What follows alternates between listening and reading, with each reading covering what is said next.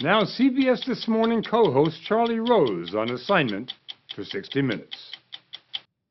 Tonight we're going to introduce you to one of the most innovative thinkers of our time. He's a man who has had an enormous impact on our everyday lives. David Kelley is the founder of the Silicon Valley global design firm IDEO. His company has created thousands of breakthrough inventions, including the first computer mouse from Apple, the stand-up toothpaste tube, and a better Pringle for Procter & Gamble. IDEO may be the most influential product design company in the world. Kelley was a longtime friend and colleague of Steve Jobs, and he is a pioneer in something known as design thinking, an innovative approach that incorporates human behavior into design. The story will continue in a moment.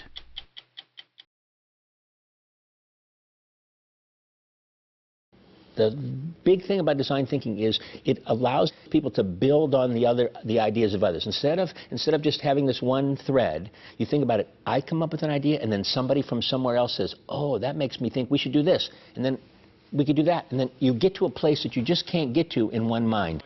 If you follow David Kelley around IDEO, you can see how he has infused that thinking into the legendary Palo Alto firm he founded more than 20 years ago. Breakthrough ideas happen every day here. The key to unlocking creativity at IDEO may be their unorthodox approach to problem solving. They throw a bunch of people with different backgrounds together in a room. So you're in the business end?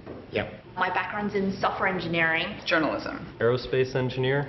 Doctors, opera singers, and anthropologists, for example, and get them to brainstorm. You got to have a certain culture. You got to have collaboration. You got to have diversity. You got to have an anthropologist and a business person and an engineer and a computer scientist. All of those kinds of. You got it. That's the hard part. Is the cultural thing of having a diverse group of people and having them be good at building on each other's ideas.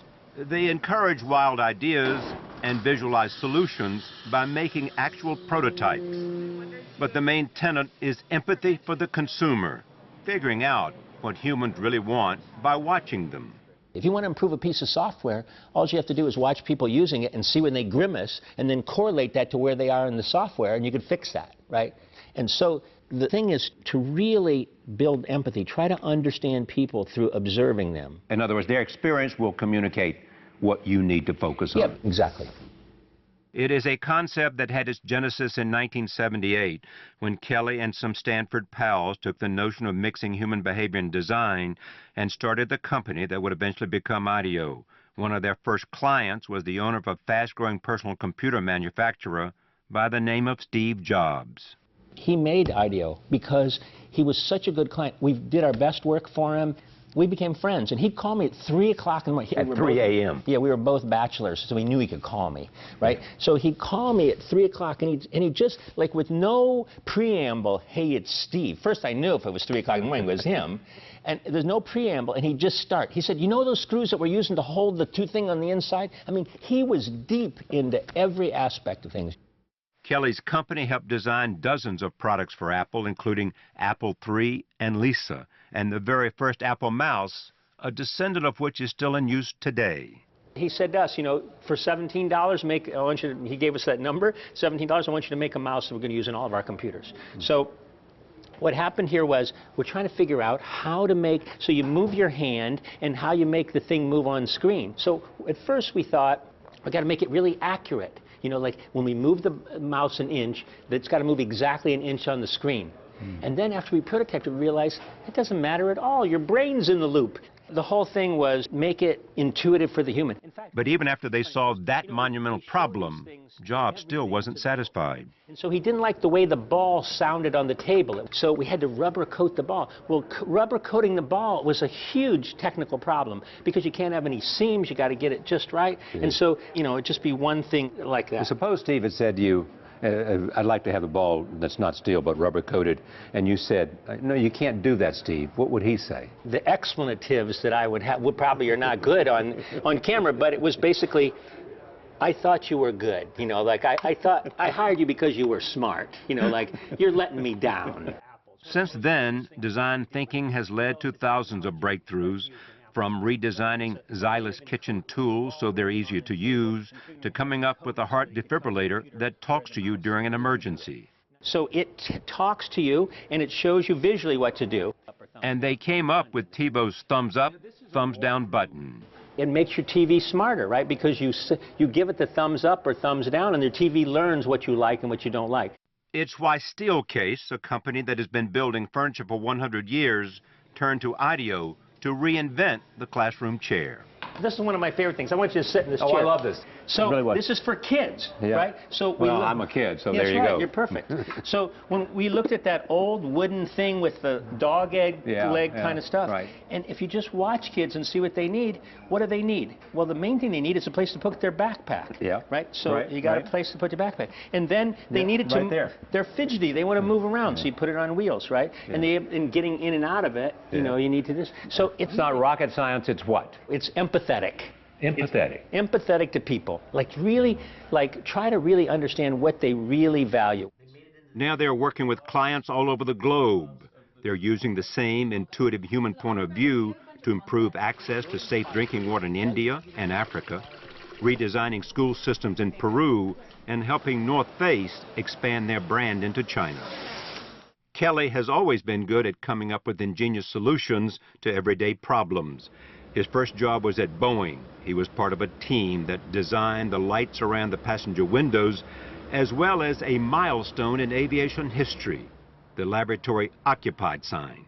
But he says the seeds of who he is today can be traced to his childhood in Barberton, Ohio, the passenger tire capital of the world, where he learned the value of building with his hands. In my family, if the washer broke, you didn't go order the part. You went down, tore the washer apart, and tried to make a new part to fix it, because that was part of the game that, you know, we're capable of fixing things. And that was something that was part of you, too. You were a tinkerer who wanted to take it apart and put it back together. One of the best stories my mother tells, I took the family piano apart, but it wasn't that interesting to put it back together. So the piano sat there with this big harp kind of thing hanging out of it for most of my childhood. He was in his 20s, working unhappily as an engineer, when he heard about Stanford University's product design program. What he learned there would transform his life as a design thinker. And so what happened when you came to Stanford? So I get to Stanford, and it was heaven. Stanford was the synthesis of kind of art and engineering, and it was wonderful. It was shortly after that that Steve Jobs came into the picture. For over 30 years, they worked together and were close friends. What's the biggest misconception about him? I think the misconception is around that he was kind of like, you know, like malicious. He was like trying to be mean to people. He wasn't. He was just trying to get things done, right? And it was, you just had to learn how to react to that. He did some lovely things for me in my life. Jobs introduced Kelley to his wife, Casey Branscombe. And Steve Jobs was also there for Kelley when the unthinkable happened. In 2007, Kelley was diagnosed with throat cancer and given a 40% chance of survival.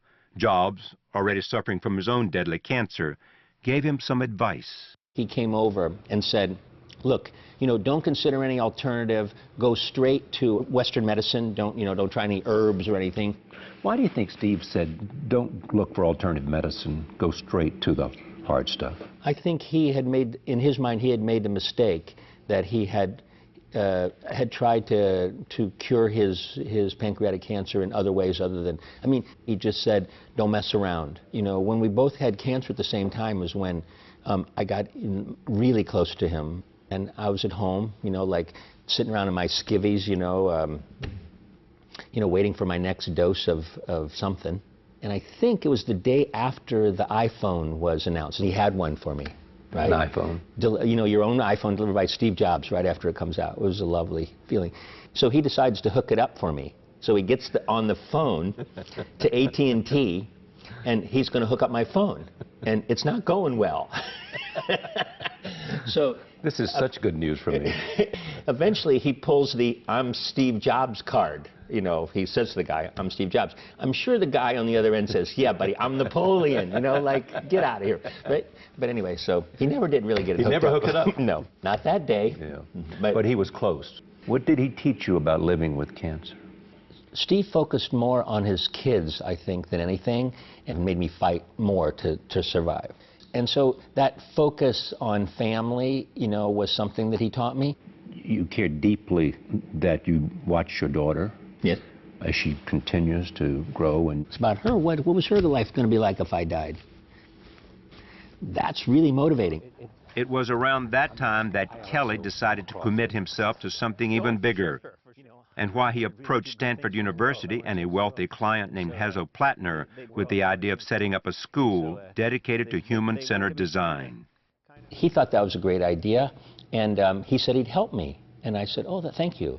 And then I went back, and the You had no idea what he meant? No. The development officer at Stanford said, when a billionaire says, I'll help you, you should call him back right away. So it turns out Hasso funded the whole thing. He said, $35 million. Yeah. He said, how much you need? I wish I'd have said $80 million.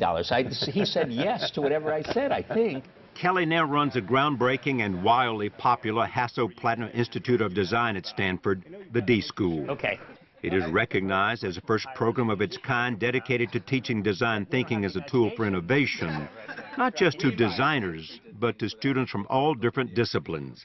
I think you can follow your noses a little bit around that, like where's the big idea, where's the excitement? Twice as many Stanford grad students want to take classes as are seats available. The lucky 500 students in the program augment their master's degree studies in business, law, medicine, engineering, and the arts by solving problems collaboratively and creatively and immersing themselves in the methodology Kelley's made famous. But there are no degrees. It is something Steve Jobs talked him out of. He said, I don't want somebody with one of your flaky degrees. Very sweet, right? I don't want them working for me. Yeah, I don't want them working for me. If they just have your flaky degree. But if they have a computer science degree or a business degree, and then they've come and have our way of thinking on top of that, I'm really excited about it. Today, his cancer is in remission. He spends more time doing the things that he cares about most, including tinkering in his workshop with his 15-year-old daughter.